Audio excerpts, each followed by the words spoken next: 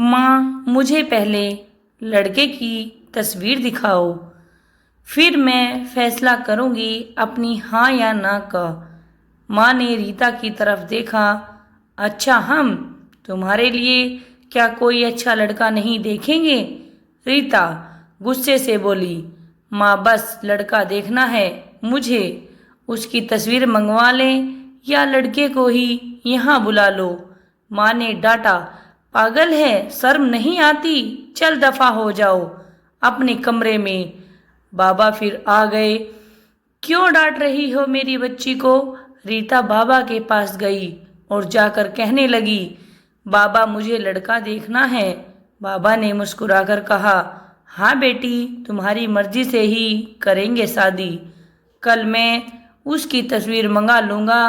लड़के का अपना होटल है, पढ़ा लिखा है, प्यारा है। लेकिन रीता को तो लड़का देखना था। लड़का तो प्यारा है। रीता ने हाँ कर दी। 10 दिनों में ही रीता की शादी हो गई। रीता का होने वाला हमसफ़र पंकज था और उन दोनों की अरेंज मैरिज थी। ना कभी मुलाकात हुई, ना कभी कोई बात, कभी एक दूसरे को मिले भी नहीं।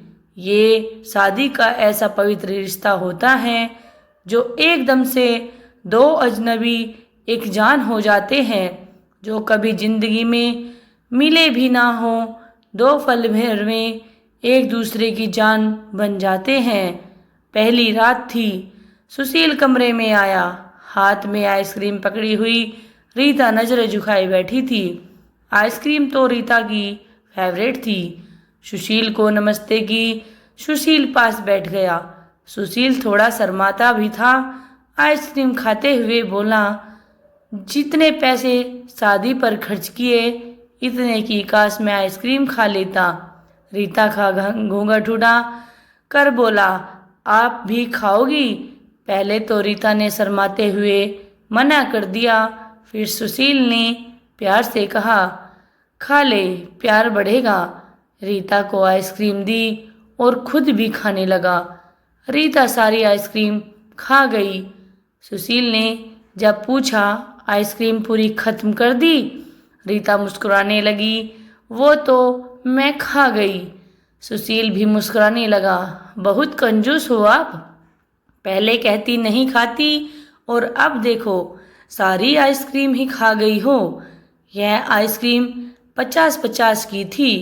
रीता सुशील को पहली ही रात इतना तो समझ गई थी कि सुशील दिल का बहुत अच्छा है। रात भर मोहब्बत भरी बातें होती रही।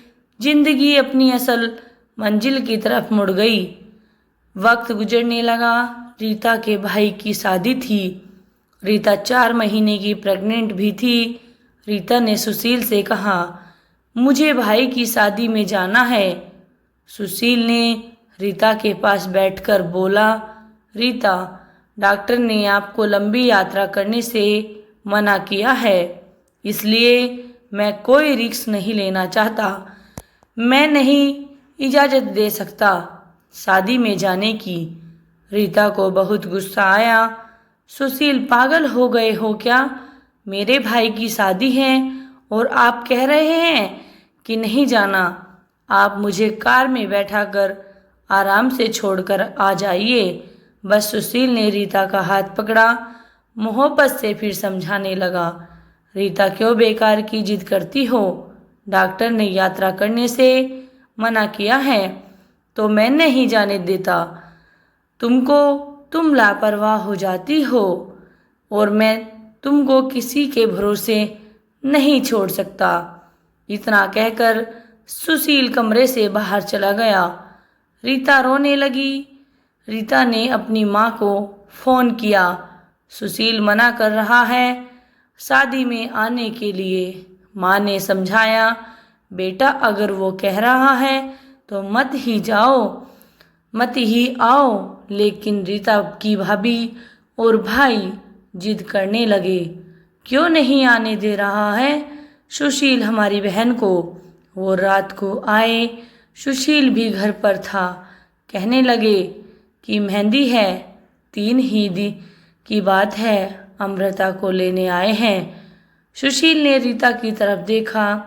रीता, मैंने कहा था ना तुमसे। रीता ने नजरें झुका ली, कमरे में चली गई उठकर। सुशील को गुस्सा तो बहुत था, लेकिन सब्र कर लिया। 2000 रुपये जेब से निकाले, रीता को दिए। ये कुछ पैसे ले लो, बाकी और चाहिए तो ले लेना, मैं आऊँगा कल। रीता बहुत खुश थी। सुशील ने अपने सीने से लगा, या रीता को अपना ख्याल रखना। रीता शादी में चली गई। मेहंदी की रात थी। रीता की बुआ की लड़की आई हुई थी। डांस भी किया, काफ़ी इंजॉय किया। बारात वाले दिन जब भाई की बारात लड़की वालों के घर पहुंची तो बारिश हो रही थी। गली में काफ़ी कीचड़ था। रीता का पाँव फिसल गया। रीता ही उसके पेट में दर्द होने लगा। रीता ज़ोर ज़ोर से रोने लगी। जल्दी से रीता को अस्पताल ले गए। रीता दर्द से चिल्ला रही थी। सुशील को कॉल की, रीता के बारे में बताया। सुशील घबरा गया। वो जल्दी से अस्पताल पहुंचा। डॉक्टर रीता को इमरजेंसी वार्ड में ले गए थे। सुशील बहुत परेशान था।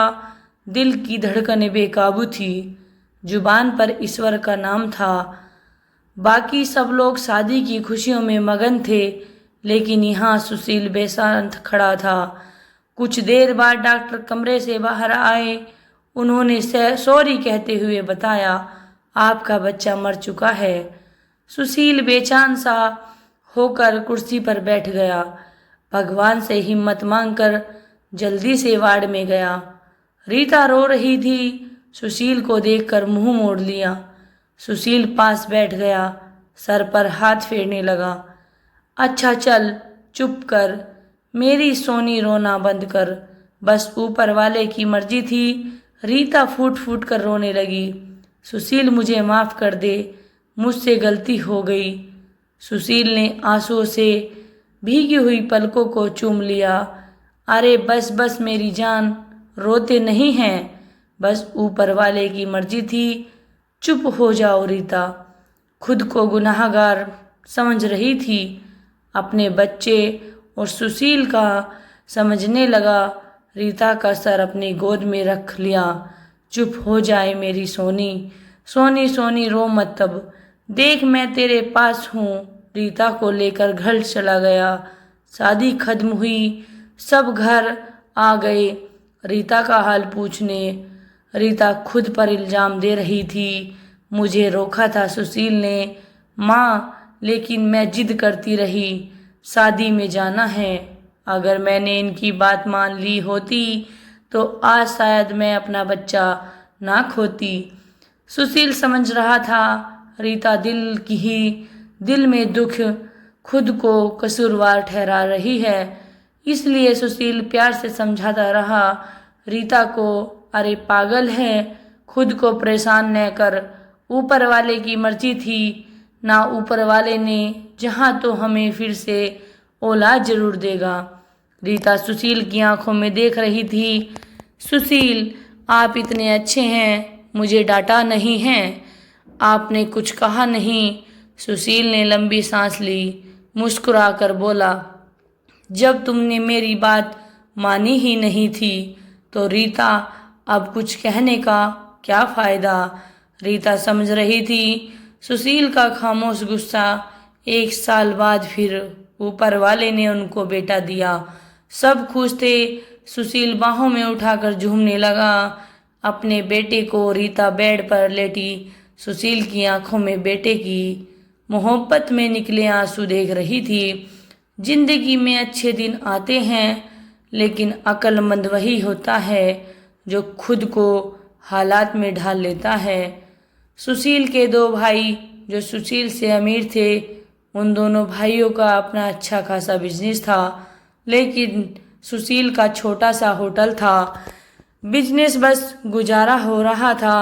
रीता ने जिद की, सुशील, बच्चे को गर्मी लगती है इसलिए बहुत रोता है, मुझे कमरे में एसी लगवा कर दे। सुशील ने सिर पर हाथ रखा। अरे रीता, पागल हो गई हो क्या?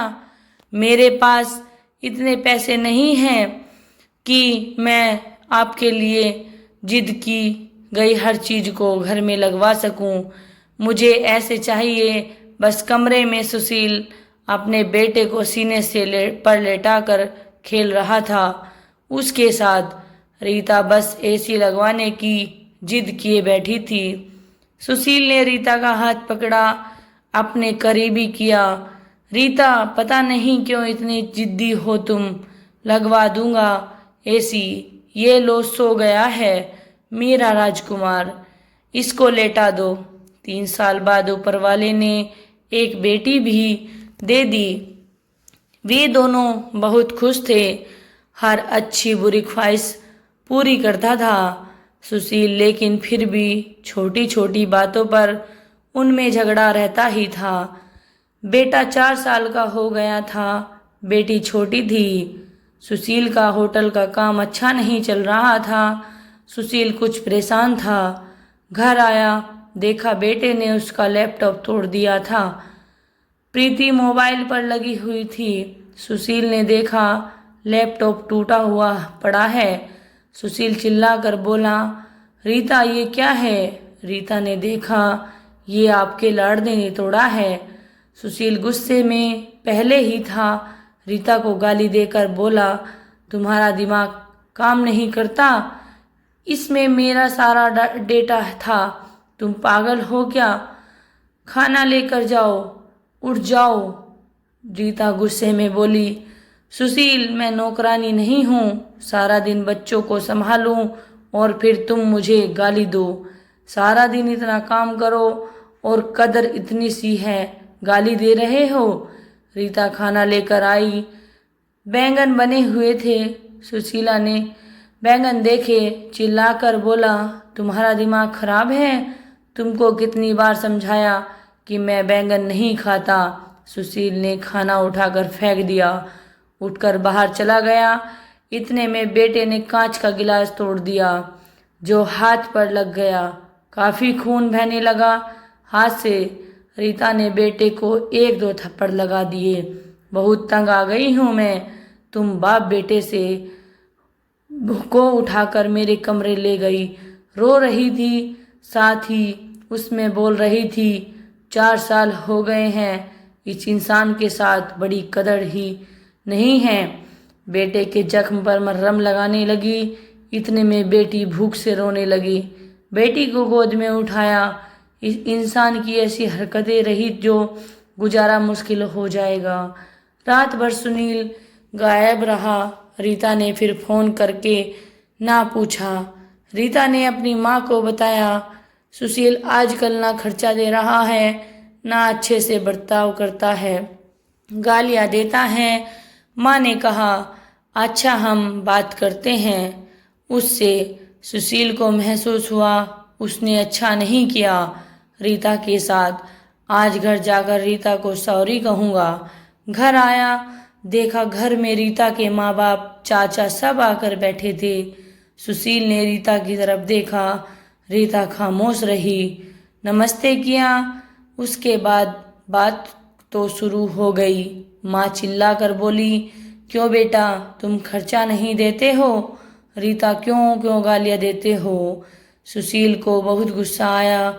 घर की बात ही हम दोनों सुलझा लेते। सुशील ने गुस्से से कहा, इसको सब कुछ देता हूँ, ये बस तमाशा लगाना चाहती है।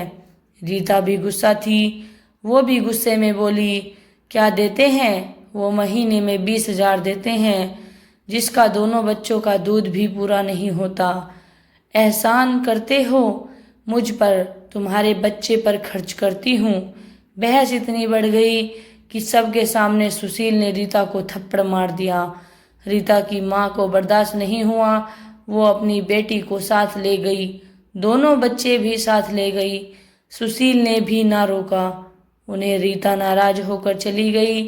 रीता को थप्पड़ ज़्यादा जोर लग गया था, निशाना बन गया था चेहरे पर। माँ की भी रोने लगी। न जाने पहले कितना जुल्म करता होगा मेरी बेटी पर, कमीना इंसान। सुनील पहले से ही अपने होटल की वजह से परेशान था, काम ना होने की वजह से, और सब अब ये परेशानी बन गई। रीता मायके में थी, सुशील यहाँ था, घर में परेशान था। हालात इतने खराब हो गए, सुशील को अपना होटल बेचना पड़ा। 2 महीने गुजर गए, दोनों ने एक दूसरे से बात तक नहीं की। दोनों गुस्से में, सुशील कहता खुद गई है, खुद वापस आए। रीता की अकड़ थी, मनाने आएगा तो जाऊंगी। दिन गुजरते गए, 8 महीने गुजर गए, कोई बातचीत नहीं हुई। सुशील के एक दोस्त ने सुशील से कहा, विदेश जाना है तो बताओ, मेरे पास एक ही वीज़ा है। हालात काफ़ी बुरे थे। सुशील विदेश चला गया, नंबर बंद हो गया। 1 साल गुजर गया, दोनों ने कोई बात ना की। एक दूसरे के साथ रीता भाई से खर्चा लेती, बच्चों के दूध या फिर दूसरी ज़रूरी सामान का। भाई कब तक दे सकते थे, खर्चा उनके भी अपने बच्चे थे। कभी रीता के बच्चे कोई नुकसान कर देते तो कोई चीज़ तोड़ देते तो रीता की भाभी हजारों बातें ताने देती थी। रीता चुपचाप सुन लेती थी, क्या करती, आखिर किसी को कुछ बताती भी न थी। दीपावली का दिन था, रीता ने भाई से कहा, पैसे दे दो, बच्चे को शॉपिंग करवानी है।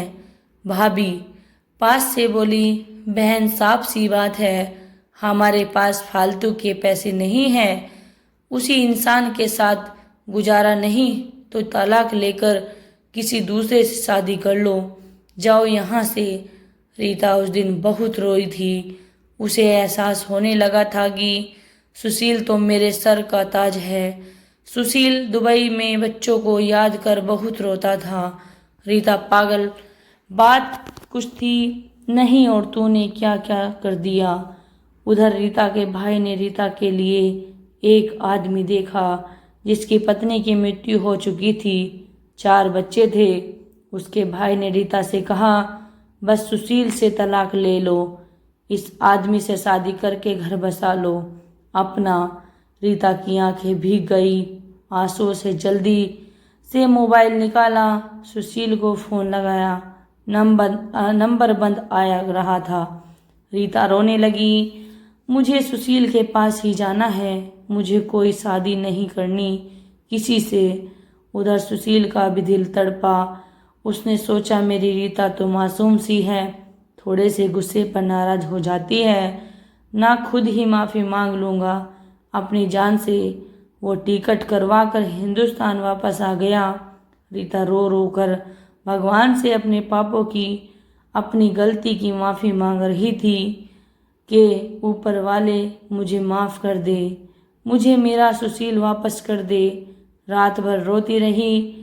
सुबह बेटे को नाश्ता करवा रही थी कि दरवाजे पर घंटी बजी। भाभी ने दरवाज़ा खोला, सामने देखा सुशील खड़ा था।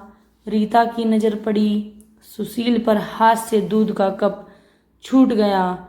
नंगे पांव दौड़ते हुए जाकर सुशील के सीने से जा लगी, चीख चीख कर रोने लगी, सुशील मैं बहुत प्यार करती हूँ तुमसे, सुशील मैं पाँव पकड़ लिए, माफ़ कर दो सुशील। सुशील ने रीता का माथा चूमा, आंसू साफ किया, तुम भी माफ़ कर दो मेरी जान, में गुस्से में ज़्यादा बोल कर दिया था। बच्चों को सीने से लगाया, सुशील प्यार करने लगा। रीता के भाई और भाभी की आंखों में आंखें डालकर गर्व से बोली, मेरा परमेश्वर, मेरा हमसफ़र है मेरे पास, आप लोगों का बहुत बहुत धन्यवाद। वो सुशील के साथ घर वापस आ गई। दोनों खुशी से सब बातें भूलकर जीने लगे। लेकिन वो इस समाज को इतना बता गए, जज्बात में जुदा हो जाना बहुत आसान है, लेकिन जुदा होकर जीना बहुत मुश्किल है। जो धर्म एक हमसफ़र महसूस कर सकता है, वो कोई और नहीं समझ सकता। गलत फैसला लेकर मेरी कहानी किसी एक के दिल भी में घर कर गई तो मेरा मकसद पूरा हो जाएगा। आजकल छोटी छोटी बातों पर घर उजड़ रहे हैं। अगर छोटी छोटी बर्दाश्त कर ली जाए बातें तो ऐसे घर ना उजड़ें। दोस्तों, आज की हमारी ये कहानी कैसी लगी कमेंट बॉक्स में लिखकर ज़रूर बताएं। और अगर आप हमारे चैनल पर नए हैं तो आप हमारे चैनल को सब्सक्राइब कर लें, बेल आई नोटिफिकेशन को ऑल पर सेट कर लें ताकि हमारी आने वाली हर नई वीडियो का नोटिफिकेशन सबसे पहले आपको मिल सके। दोस्तों, वीडियो देखने के लिए धन्यवाद। दोस्तों, कल फिर मिलते हैं एक नई कहानी और एक नई वीडियो के साथ। तब तक के लिए जय श्री श्याम। दोस्तों, अगर वीडियो आपको अच्छी लगी हो तो कमेंट बॉक्स ज़रूर करें। और जो लड़की अपनी ससुराल से अपने हस्बैंड से लड़कर आई हो, प्लीज़ आप उसे शेयर ज़रूर करें या अपने व्हाट्सएप के स्टेटस पर यह वीडियो ज़रूर लगाएं ताकि वो लड़की मोटिवेट होकर अपने टूटे हुए घर में वापस जा सकें और अपने पति का सहारा ले सकें। तो दोस्तों, आप इस वीडियो में बने रहे। धन्यवाद।